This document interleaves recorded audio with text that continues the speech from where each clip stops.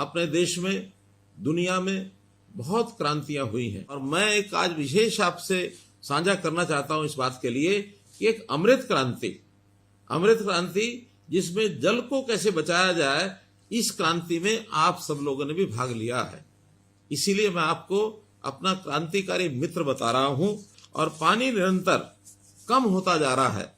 एक प्रकार का अगर कहें कि जैसे मौसम में बदलाव हो रहा है, वैसे वर्षा भी अब अनिश्चित हो गई है। समय के अलावा आगे पीछे वर्षा होती है, जिसका नुकसान होता है। अभी इन्हीं दिनों में वर्षा के ज्यादा होने से हमारी फसलें कितनी खराब हुई हैं। जल, जंगल और जमीन, ये तीनों चीजें हमारे जीवन का आधार है और इन तीनों पर हमको चिंता करनी चाहिए। और जब चिंता करने की बात आई तो उसमें से एक विचार आया कि आखिर पानी का सदुपयोग कैसे किया जाए।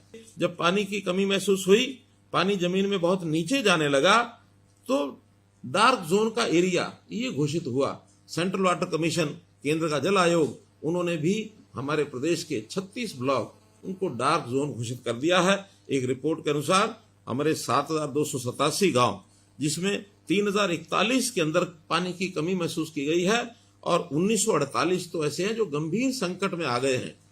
तो इसी के लिए कई चीजें हमने की हैं। उसके अंदर जैसा केंद्र में जल आयोग है, ऐसे हमने प्रदेश में भी जल संसाधन प्राधिकरण ये बनाया है और उनको कहा है कि पानी का नियंत्रण ये कैसे किया जाए, पानी का सदुपयोग ये किस प्रकार से हो, और खास करके जिस पानी का हम उपयोग कर लेते हैं और जो पानी खराब हो जाता है, गंदा हो जाता है, और उसका उपयोग दोबारा से रीयूज उसको कहना है, दोबारा उपयोग करने के लिए उसको लेकर आए। आपकी जानकारी के लिए हमने करोड़ों रुपए लगा करके 200 STPs लगाए हैं और इसका लगभग 700 क्यूसेक पानी ये हम इसको दोबारा से उपयोग कर रहे हैं। पानी जमीन के अंदर वर्षा के दिनों में कैसे जा सके, लगभग 1000 रिचार्ज वेल ये हमने बनाए हैं। जो पुरानी झीलें हैं और तालाब हैं उनको साफ करने का काम, नई झीलें बनाने का काम ये हमने किया है। इसके लिए हरियाणा में तालाब प्राधिकरण ये भी हमने बनाया है। लगभग 8000 तालाब हैं, उसको कैसे स्वच्छ किया जाए, कैसे उसकी सुंदरता बढ़ाई जाए, कैसे उसके पानी का उपयोग माइक्रो इरिगेशन के नाते हम उपयोग कर सकते हैं। तो इस प्रकार से ये सारे कदम और हमने उठाने शुरू किए हैं। जमीन को हम अपनी विरासत मानते हैं, लेकिन भूलिए मत कि जमीन के साथ पानी ये भी हमारी विरासत है। अगर पानी के बिना जमीन हमने दी तो उसका कोई उपयोग नहीं हो पाएगा। इसलिए हमने इस कार्यक्रम को शुरू किया, जिसका नाम दिया हमने मेरा पानी मेरी विरासत।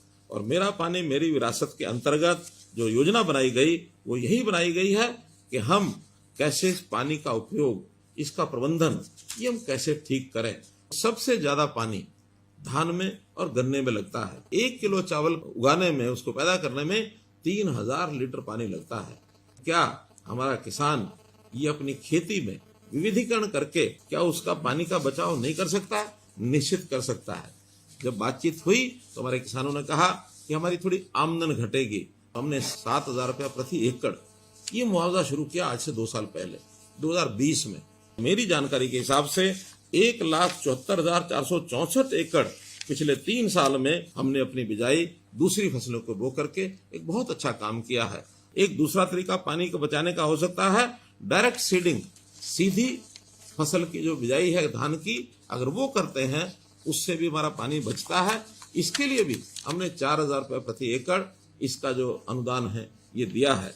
हम माइक्रो इरिगेशन का अगर प्रयोग करते हैं तो सरकार उसके लिए भी 85% ये सब्सिडी देती है। अब तो हम स्वयं हर गांव का ये मूल्यांकन करेंगे कि उस गांव का पानी 1 साल पहले कितना था और अब 1 साल के बाद ऊपर आया तो कितना आया। हर गांव के लिए पीजोमीटर इसकी हमने व्यवस्था की है। लगभग 1500 गांव में ये पीजोमीटर लग चुके हैं। अन्य गांव में भी अगले वर्षों में पीजोमीटर लगाए जाएंगे। तो जल ही जीवन है जैसा कहते हैं, तो जल ही जीवन के नाते से पानी को बचाना, अगली पीढ़ी के लिए पानी हमारा ठीक से हमें मिले, इस एक संदेश के साथ मैं आपको पुनः बहुत बहुत शुभकामना देते हुए बहुत बहुत धन्यवाद करता हूँ।